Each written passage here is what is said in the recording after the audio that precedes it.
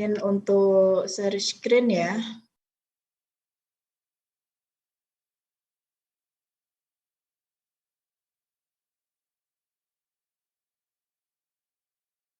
Ya, sudah kelihatan ya di layar.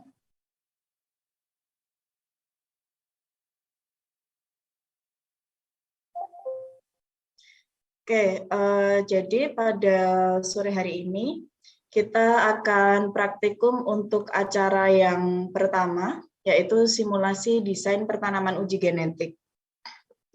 Saya harap teman-teman mahasiswa sudah membaca sekilas ya mengenai apa itu pertanaman uji genetik, apa itu desain pertanaman uji genetik yang ada di buku praktikum, dan saya yakin juga sudah disampaikan oleh dosen baik itu Pak Sabto, Pak Sri, Bu Yeni ataupun Pak Naim di perkuliahan pemulihan. Tahu belum baca sampai uji genetik. Jadi di sini saya akan menyampaikan bukan teori, tetapi lebih pada bagaimana acara satu ini akan kita laksanakan ya. Kalau hari ini tidak selesai, maka nanti akan dipandu Mbak dan Mas Koas untuk menyelesaikan di hari berikutnya dan minggu depan bisa dikumpulkan gitu ya. Nah, di acara pertama simulasi desain pertanaman uji genetik ini nanti teman-teman akan diberikan soal oleh Mbak dan Mas Koas gitu ya. Ada 10 soal yang masing-masing kelompok itu akan mengerjakan satu soal. Dan soal antara satu kelompok dengan kelompok yang lain itu akan berbeda, namun pada dasarnya cara pengerjaannya sama gitu ya. Nah, di simulasi pertanaman uji genetik ini nanti teman-teman akan kami berikan soal, ada uji provenance, uji spesies, dan uji keturunan. Nah, apa itu uji provenance, spesies, dan keturunan? Nanti bisa diingat-ingat lagi di kuliahnya dan di buku praktikumnya juga sudah kami sampaikan gitu ya. Nah, di simulasi desain pertanaman uji genetik ini nanti contoh soalnya adalah seperti ini. Seperti yang slide yang saya sampaikan ini. Jadi nanti akan diketahui bahwa di lahan yang sudah kita siapkan itu terdapat gradien perbedaan kesuburan. Gradien itu disebut juga dengan perbedaan. Jadi ada perbedaan tanah di satu lahan yang sama, di bentang lahan yang sama itu akan terdapat perbedaan kesuburan tanah. Dengan kemiringan, contohnya ini di sini 20 derajat. Nah, nanti di soal teman-teman bisa dilihat berapa. Nah, kemiringan atau kelerengan ini akan mempengaruhi bagaimana nanti teman-teman mensimulasikan bagaimana desain pertanaman uji genetik yang baik. Bagaimana menempatkan blok-blok di dalam suatu lahan. Nah, kemudian sebagai contoh di sini adalah uji spesies. Kita ada 21 spesies, ada 21 seedlot yang akan kita gunakan gitu ya. 21 seedlot yang akan kita gunakan. Ada seedlot dari Cepu, dari Bangilan, dari Muna, dan lain sebagainya sampai dengan Soe. Jadi ada 21 seedlot atau 21 famili. Nah, di dalam satu seedlot akan ada 4 triplot atau akan ada 4 individu tanaman di dalam satu seedlot. Kemudian bloknya ada 5. Nanti di soal teman-teman akan bervariasi, akan ada yang 5 blok, ada yang 10 blok gitu ya, ada yang seedlotnya 15, ada yang seedlotnya 20, itu bervariasi. Kemudian sudah kami tentukan jarak tanamnya yaitu 3 x 3 meter. Dengan bentuk lahan yang nanti berbeda-beda sesuai yang akan teman-teman terima. Nah, di dalam contoh ini soalnya seperti huruf L begini ya. Seperti huruf L, kemudian diketahui luasnya adalah 0,5 hektar. Dan terdapat tadi perbedaan kesuburan tanah yang mengarah dari arah timur, slope aspeknya ya, dari arah timur ke barat. Nah, nanti di soal akan muncul, teman-teman diminta untuk menentukan jumlah bibit yang akan ditanam. Jika teman-teman punya 21 seedlot, kemudian 4 triplot, dan akan dibangun di 5 blok, maka berapa jumlah bibit yang akan teman-teman tanam di dalam desain pertanaman uji genetik itu. Kemudian dengan jarak tanam 3 kali 3 meter, maka berapa luas areal pertanaman yang dibutuhkan? Apakah luas setengah hektar ini sudah cukup atau belum, gitu ya? Nah, kemudian setelah teman-teman menentukan jumlah tanaman dan luas areal pertanamannya, maka kemudian teman-teman di situ membuat peta pertanaman uji genetik, melakukan pengeblokan, menempatkan seed lot, trip lot, dan lain sebagainya. Kemudian yang terakhir teman-teman diminta untuk membuat register penanaman. Ya. Nah, register penanaman ini isinya apa? Nanti isinya ada keterangan dari jenis tanamannya itu apa, jenis ujinya apa, apakah itu uji spesies, apakah itu uji provenance atau uji keturunan, kemudian jenis desainnya apa, apakah desain CRD atau RCBD gitu ya. Nah, jika di kehutanan itu sangat jarang kita menemukan satu bentang lahan yang memiliki kondisi yang homogen gitu ya, baik itu keadaan mikro atau makroklimatnya. Nah, biasanya karena di kehutanan itu kita ada dalam kondisi lahan yang cukup luas, sehingga kondisi mikroklimatnya berbeda, sehingga dengan kondisi mikroklimat yang berbeda itu kita biasanya menggunakan desain RCBD atau Randomized Complete Block Design. Nah, kemudian berapa jarak tanamnya nanti ditulis di register penanaman, berapa slope aspeknya, kemiringannya berapa, kelerengannya berapa, arahnya kemana. Kemudian jumlah replikasi atau jumlah bloknya berapa, jumlah seed lot-nya berapa, arah mata angin, utara, selatan, timur, barat nanti juga dicantumkan di dalam peta. Kemudian lokasi pertanaman, peta lokasinya di mana sehingga dia mudah untuk dikunjungi, waktu penanamannya kapan, dan siapa penanamnya atau pembuat petanya. Gitu ya. Itu nanti akan dicantumkan di dalam register penanaman. Nah, untuk menjawab soal yang pertama, ini tadi teman-teman diminta untuk tentukan jumlah bibit yang akan ditanam. Bagaimana cara menghitungnya? Ya. Ini adalah cara menghitungnya. Jadi jumlah bibit yang akan ditanam adalah jumlah seed lot dikali dengan jumlah trip lot dikali dengan jumlah blok. Jika teman-teman tadi mempunyai jumlah seed lot sebanyak 21 seed lot, kemudian masing-masing seed lot ada 4 trip lot, kemudian ditanam pada 5 blok, maka perkaliannya adalah 21 dikali 4 dikali 5. Sehingga teman-teman punya atau akan menanam sebanyak 420 bibit. Gitu ya, dalam luasan setengah hektar tadi, dalam bentuk lahan yang sudah disiapkan. Nah, 420 bibit ini kalau ditanam dengan jarak tanam 3 kali 3 meter, maka berapa luas yang dibutuhkan? Maka tinggal kalikan saja.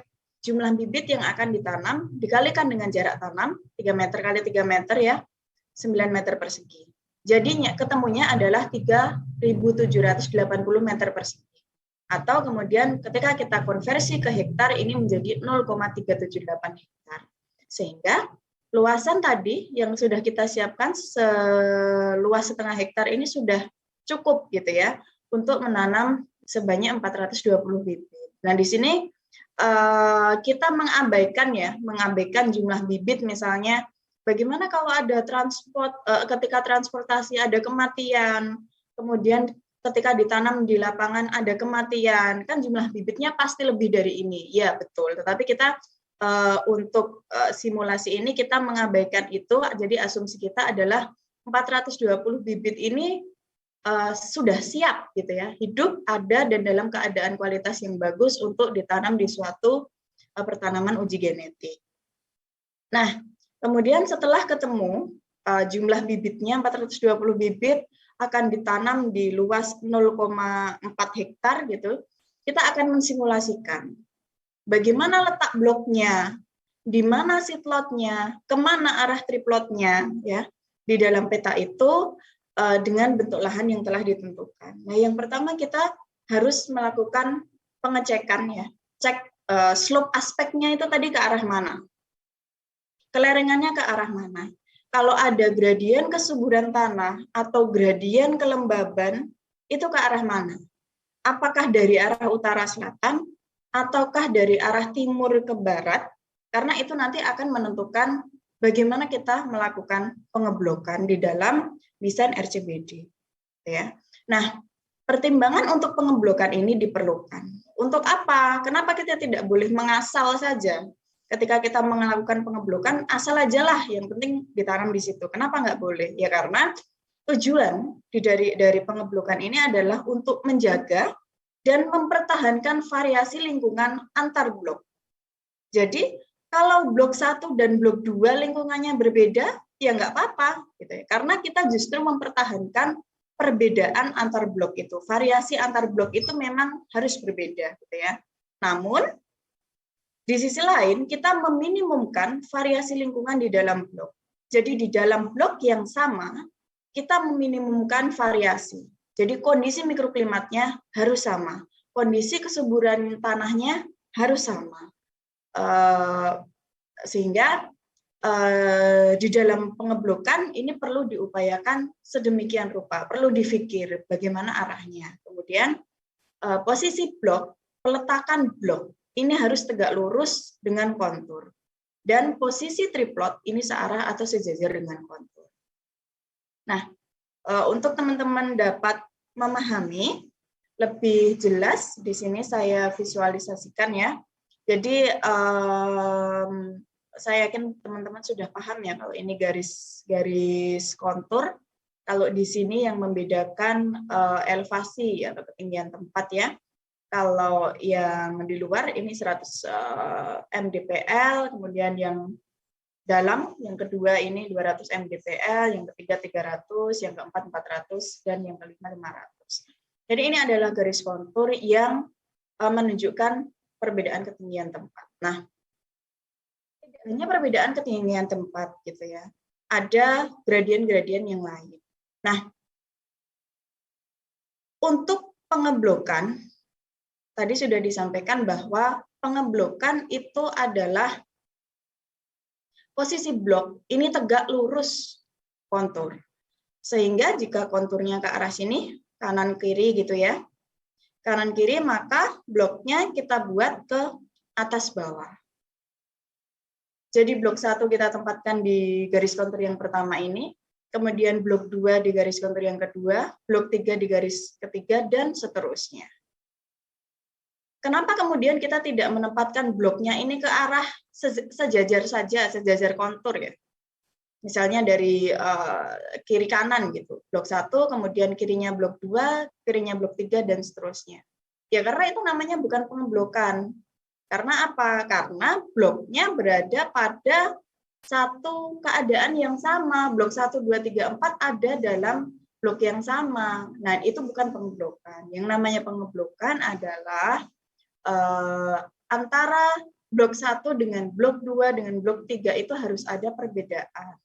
Nah, di sini pada kasus soal ini terdapat perbedaan kesuburan tanah, soil fertility gradient. Nah, jika bloknya seperti ini, maka triplotnya harus searah kontur, sehingga triplotnya kita buat kanan ke kiri. Nah, jumlahnya berapa triplotnya? Tergantung pada pertanaman ada-ada itu triplotnya berapa. Apakah 4 triplot, maka kemudian kita bikin seperti ini, 4. Kalau 5 ya 5, 6 ya 6. Dan seterusnya. Nah, jika kita sudah menentukan bloknya ke arah mana, kemudian triplotnya ke arah mana, saatnya kita melakukan randomisasi. Apa itu randomisasi? Pengacakan. Nah, pengacakan itu diperlukan di dalam satu blok, di dalam setiap blok. Jadi jika teman-teman diminta untuk membuat 5 blok, maka pengacakan seed lot, randomisasi seed lot, di mana seed lot tadi ada 21, itu harus teman-teman acak di setiap blok. Jadi nanti teman-teman kalau diminta 5 blok, berarti akan melakukan randomisasi atau pengacakan sebanyak 5 kali. Nah, bagaimana cara pengacakannya? Nanti teman-teman bisa buka Excel ya. Buka Excel, kemudian tulislah seed lot-nya, nama-nama seed lot-nya. Karena kalau kita punya 21 seed lot, ya kita tulis 21 seed lot. Tapi ini sebagai contoh, sini hanya saya tulis sebanyak 5 ya, ada Cepu, Bangilan, Munang, Liron, dan Margasari. Nah, kemudian nanti silahkan di kolom sampingnya teman-teman tulis formulasi seperti ini, sama dengan ren, buka kurung, tutup kurung. Ini fungsinya untuk apa? Ini untuk Anda melakukan pengacakan ya melalui Excel. Kalaupun tidak melakukan pengacakan secara Excel, apakah bisa? Bisa. Teman-teman acak saja. Ini misalnya cepu di pertama, nanti teman-teman acak cepu di bagian kedua, atau bagian ketiga, atau bagian keempat gitu. Tapi ini adalah cara kalau kita melakukan Excel, yang itu jelas akan teracak gitu ya. Nah, setelah kita mengetikkan formulasi ini di Excel, nanti akan keluar nilai-nilai ini. Nah, setiap kita klik ren sama dengan ren, ini angka ini akan berbeda terus. Setiap Anda klik pasti akan berbeda, tidak akan sama dengan ini. Itu tidak apa-apa. Karena memang pengacakan itu seperti itu, pengacakan angka di dalam Excel seperti itu. Nah, nanti setelah teman-teman dapatkan nilai-nilai ini, angka pengacakan ini, silahkan Anda sort gitu ya, pakai di Excel, sort by kolom, kayaknya di sini kolom C, kemudian urutkan dari smallest to largest atau sebaliknya, largest to smallest, sama saja. Nah, nanti setelah teman-teman sort gitu ya, maka teman-teman akan dapatkan di kolom B ini akan berubah. Dari yang awalnya yang pertama itu Cepu, kemudian Bangilan, oh di sini Cepu jadi nomor 4, nggak nomor 1 lagi. Pak Bangilan nggak nomor 2, tapi Bangilan di nomor 3. Begitu seterusnya. Ini adalah untuk pengacaan kedua, ini untuk blok kedua ya. Kemudian ini pengacakan ketiga untuk blok ketiga, dan seterusnya sampai dengan 5 blok atau 5 kali pengacakan. Nah, nanti kalau teman-teman bingung, ya ada adik mahasiswa bingung, nanti bisa tanya ke Mbak dan Mas Koasnya. Tapi ini saya rasa gampang sekali ya di Excel, tidak terlalu sulit gitu ya. Nah, kemudian setelah teman-teman lakukan pengacakan si sheet lot tadi, sheet lot itu yang mana sih? Ini loh, sheet lot itu yang 25, 18, 12 gitu ya. Yang tadi sudah disampaikan di depan ini. Nah, ini nanti kemudian akan teman-teman tempatkan di dalam bentuk lahan yang tadi sudah ada. Bentuk lahan tadi kan bentuknya L ya. Bentuknya L. Nah, kemudian silakan teman-teman letakkan bloknya, letakkan sheet lot-nya, letakkan triplotnya di bentuk lahan yang sudah ada ini. Nah, karena gradien perbedaan kesuburan tanah kita tadi dari arah timur ke barat, dari kanan ke kiri gitu ya, maka akan ada perbedaan kesuburan tanah di sebelah kanan ke sebelah kiri. Jadi di blok 1, ini kesuburannya sangat tinggi, misalnya sangat subur gitu ya. Kemudian di sebelah kirinya, kesuburannya berkurang, tapi dia masih subur. Kemudian geser di sampingnya, di sebelah kirinya, ini agak subur. Geser ke sebelah kirinya kurang subur, dan seterusnya. Gitu. Nah, sehingga ketika kita melakukan pengeblokan, ya yang subur dijadikan satu dengan yang subur di blok 1 gitu ya. Nah, kemudian di blok 2-nya agak kurang subur, blok 3-nya kurang subur, dan seterusnya. Kenapa kita tidak boleh menempatkan blok itu dari atas ke bawah? Karena gradien kesuburan tanah kita, tadi kan dari timur ke barat ya, sehingga di sebelah kanan ini, dari atas ke bawah ini, kesuburan tanahnya sama. Maka kemudian kita tidak melakukan pengeblokan di sebelah kanan dari atas ke bawah ini. Kita melakukan pengeblokan dari sebelah kanan ke kiri, yang mana di dalam blok 1 itu berbeda kesuburan tanahnya dengan blok 2, berbeda dengan kesuburan tanahnya dengan blok 3, dan seterusnya. Seperti itu ya. Nah, kemudian kalau itu sudah, kemana arah triplotnya? Kita sudah tempatkan sheet lot-nya, kemudian kemana arah triplotnya? Tadi disampaikan bahwa triplot itu ya sejajar atau searah dengan kontur. Seperti ini. Nah, kalau misalnya di sini bloknya ke arah sini, maka triplotnya akan ke arah kanan kiri gitu ya. Sehingga di sini triplotnya juga ke arah kanan kiri. Triplot itu mana? Ini. Triplot ini yang ditunjukkan dengan A, huruf A, huruf B, strip E, huruf F, strip I gitu ya. A ini artinya triplot A.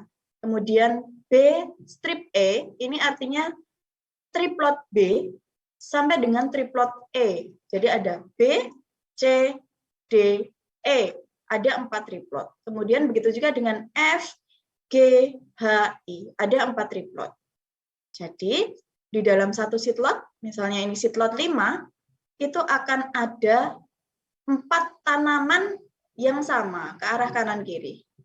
05, 05, 05, 05. Jadi akan ada 4 triplot. Gitu ya. Kemudian kita biasanya akan ada 1 baris atau 2 baris border trees atau border rows. Fungsinya untuk apa? Pohon pembatas ini adalah berfungsi agar tanaman-tanaman yang kita amati, yang kita ukur di dalam desain pertanaman, di dalam ini tidak terpengaruh oleh kondisi lingkungan atau perlakuan-perlakuan yang mungkin ada dari luarnya ini. Ya. Sehingga ketika nanti di dalam pengukuran yang akan kita ukur adalah triplot-triplot yang di dalamnya border trees.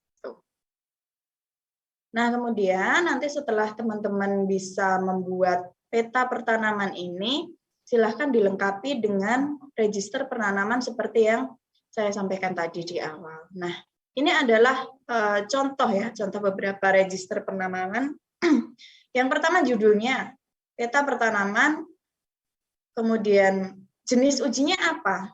Apakah nanti ada yang dapat uji provenance atau uji keturunan atau uji spesies gitu ya. Kemudian kalau misalnya yang dapat uji keturunan, di situ uji keturunan apa? Jatikah, cendanakah, santalum albumkah, atau yang lainnya nanti ditulis di sini. Nah, kemudian di sini juga teman-teman harus sampaikan di register penanaman itu informasi seatlotnya. Angka-angka ini menunjukkan apa sih? Angka 20 ini dari mana? Karena ini uji provenance, angka 20 ini dari mana? Ketika teman-teman nanti tambahkan informasi seatlotnya ini di dalam register, kita akan tahu, oh 20 ini dari Burma, oh 1 itu dari Cepu, 3 itu dari Muna, dan sebagainya. Ya, kemudian jangan lupa arah mata anginnya yang ini sudah sangat biasa kita temui di peta ya, dan harus ada arah mata anginnya utara, selatan, timur, barat, kemana gitu. Kemudian informasi ini jangan lupa. Kalau kita orang kehutanan mungkin kita sudah paham ya. Oh, kalau angka Romawi di blok di tengah ini menunjukkan blok gitu. Tapi kalau bukan orang kehutanan atau mungkin orang kehutanan yang baru maba, baru masuk gitu, dia membaca peta ini akan bisa membaca gitu. Oh, angka Romawi 1, 2, 3, 4, 5 ini menunjukkan bloknya. Kemudian huruf A, B, C, D, E ini menunjukkan triplotnya. Kemudian angka 20, 5, 18 itu seatlot. Seperti itu. Nanti silakan teman-teman tulis di register penanaman. Kemudian juga tambahkan informasi-informasi ini. Ada desain pertanaman tadi ya, kemudian jarak tanamnya berapa, kelerengan lahannya ke arah mana, berapa derajat, jumlah bloknya berapa, lokasi pertanamannya di mana. Nah, berkaitan dengan lokasi pertanaman, ini saya sampaikan satu contoh ya. Jadi peta yang teman-teman buat ini nanti, desain pertanaman yang teman-teman buat ini menggambarkan secuil ini. Ya, jadi ini peta yang sudah teman-teman buat ini menggambarkan secuil di sini. Nah, agar orang-orang itu tahu di mana sih letak pertanaman uji genetik kita di dalam suatu daerah gitu ya, di mana. Nah, nanti silakan teman-teman melakukan kreasi membuat peta gitu ya. Sembarang aja membuat peta, sembarang yang intinya kita akan bisa tahu di mana letak pertanaman kita. Sebagai contoh di sini, Misalnya kita punya pertanaman uji provenance tadi yang udah kita buat di sini, maka kita akan tahu, oh uji provenance kita terletak di peta 18. Berdekatan dengan uji yang lainnya. Di sini ada uji keturunan merbau, ada uji provenance merbau, ada uji provenance sungkai, dan lain-lain. Gitu. Nah, ini nanti silahkan dalam membuat peta seperti ini, teman-teman berkreasi. Jangan sama dengan ini ya. Berkreasi, silakan berkreasi membuat peta, simulasikan. Oh, di sini peta A, peta B, peta C, sehingga akan kelihatan uji pertanaman genetik kita itu terletak di peta mana, di peta berapa, gitu ya. Nah, kemudian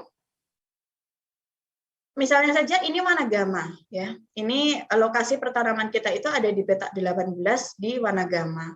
Nah, untuk mencapai Wanagama, untuk mencapai peta ini itu kita harus lewat mana? Nah, itu juga harus teman-teman buat di dalam register penanaman. Contohnya adalah seperti ini.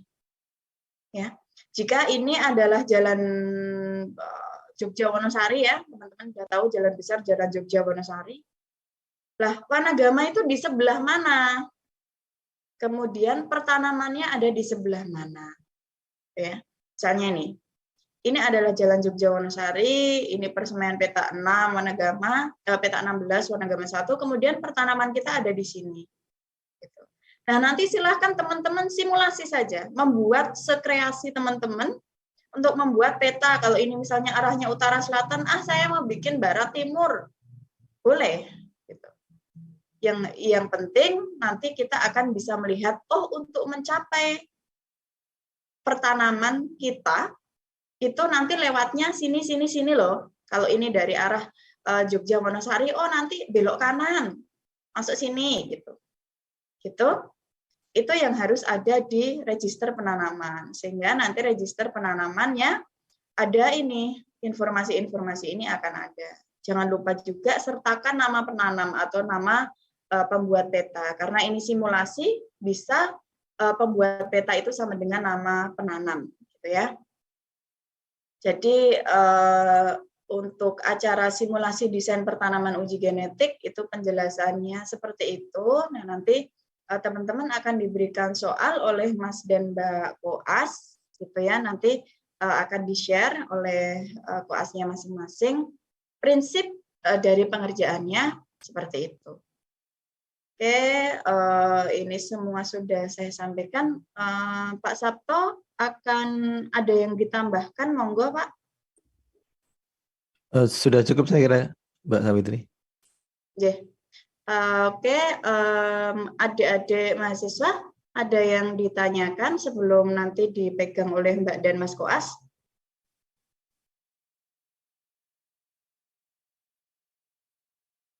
Bisa raise hand kalau ada yang mau bertanya. Oke, sudah cukup jelas ya.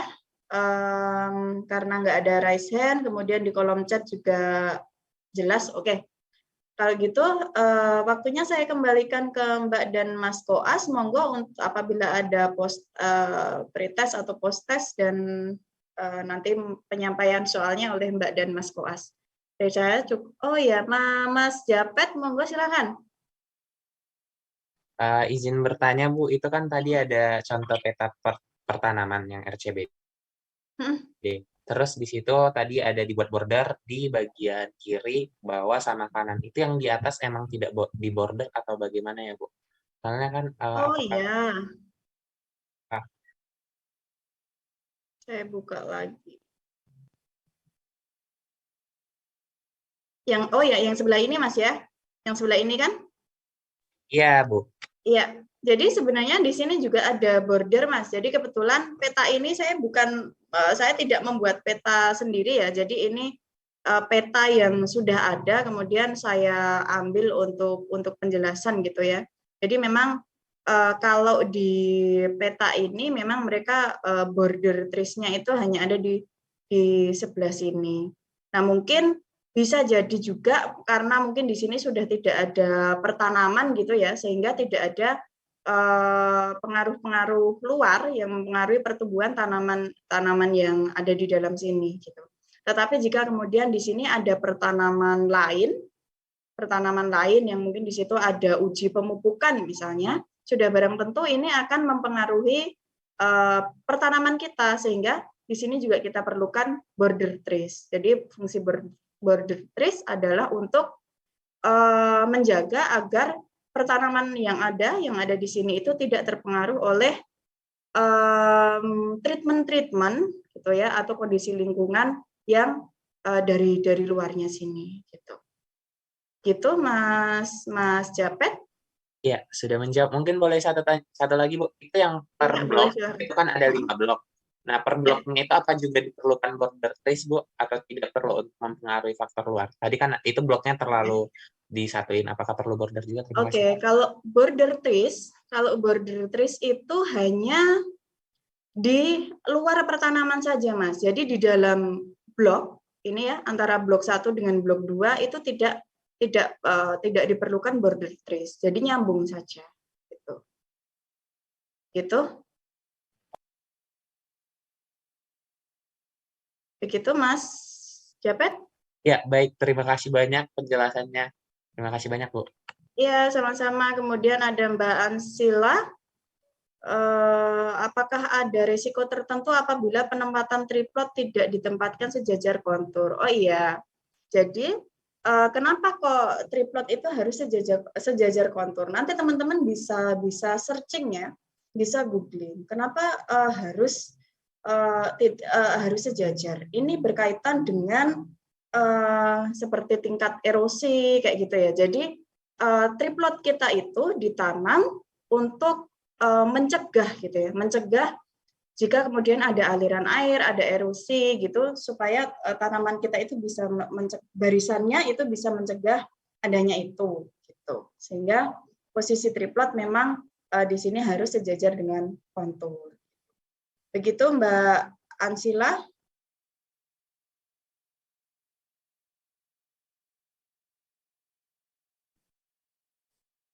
Oke, ya.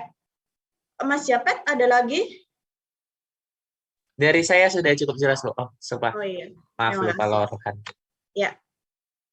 Oke, kalau gitu waktunya saya berikan ke Mbak dan Mas Koas ya. Baik, terima kasih Mbak. Baik, terima kasih atas perhatiannya. Ya, teman-teman ini waktunya untuk pretest.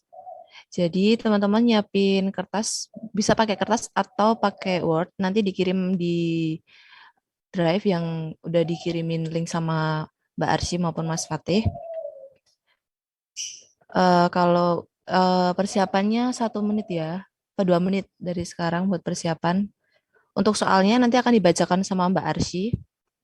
Konsepnya ditulis dulu semua soalnya baru dijawab, waktunya 10 menit. 10 menit itu include dimasukkan dalam folder di Drive ya teman-teman.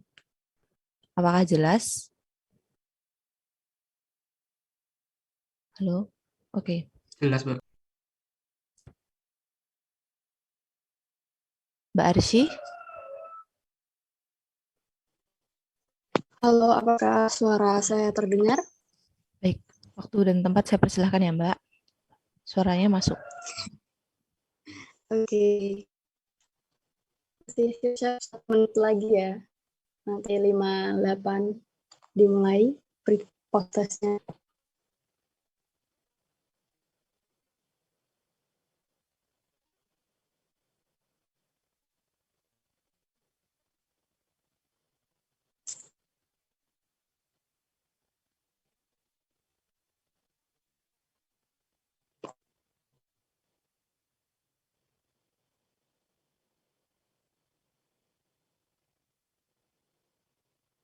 Oke, udah 15.58. Aku bacain soal postesnya.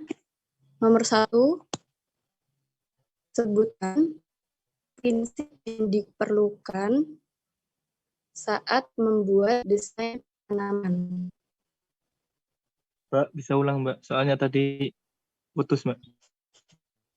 Oke. Nomor 1, sebutkan. Maaf, Mbak, suaranya putus-putus, Mbak.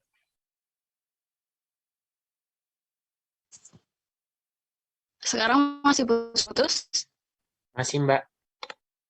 Oh my God.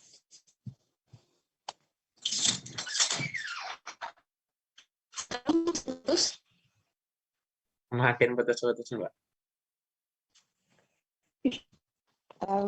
Atau aku tampilin aja deh.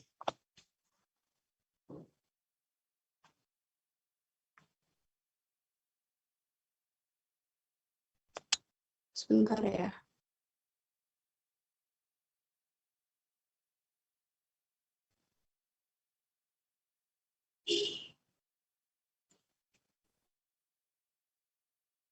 Kelihatan? Masih loading, Mbak.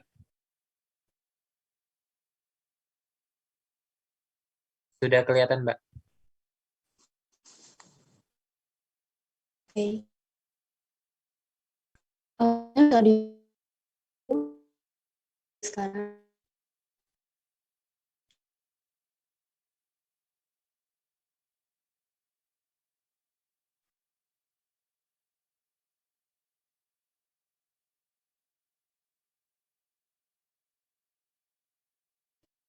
udah bisa langsung ditulis jawabannya, lalu setelah itu bisa di-upload di drive masing-masing, lalu jangan nama, NIM sama kelompoknya masing-masing.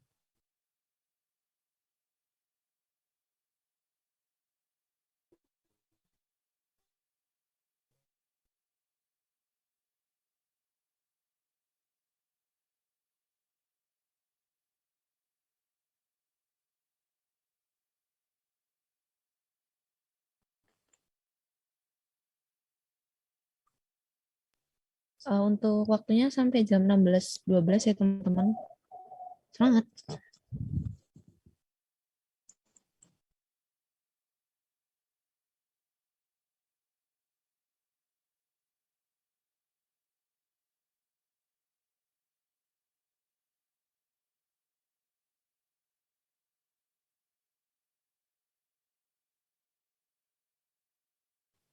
Oke, soalnya udah selesai ya teman-teman.